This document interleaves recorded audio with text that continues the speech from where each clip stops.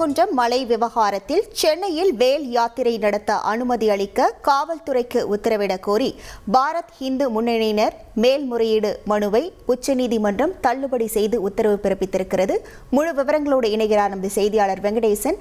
வணக்கம் வெங்கடேசன், என்ன காரணத்தை முன்வைத்து இந்த மனுவானது தள்ளுபடி செய்யப்பட்டிருக்கிறது? முழு விவரங்கள். வணக்கம். பாரத் இந்து முன்னணியின் யுவராஜ் தாக்கல் செய்த அது வைத்தி ஒரு பிளாட் வாங்கணுமா இல்ல ஒரு பிளாட் வாங்கணுமான்னு ஒரே கன்ஃபியூஷன். ஒரு ரியல் எஸ்டேட் எக்ஸ்பர்ட் கிட்ட பேசு. எப்படி? பாஸ்வாலா பி தி பாஸ். மேல்முறையீடு மனுவை உச்சநீதிமன்ற நீதிபதிகள் பேலாயம் திரிவேதி, பி வார்லே ஆகியோர் அடங்கிய அமர்வு விசாரித்தது. இந்த விவகாரத்தில் சென்னை உயர்நீதிமன்ற உத்தரவு சரியாக இருப்பதால் அதில் தலையிட முடியாது என தெரிவித்ததுடன் இந்த விவகாரம் பிப்ரவரி மாதம் என்பதால் தற்போது இந்த விவகாரத்தை விசாரிக்க முடியாது என்றும் தெரிவித்தது.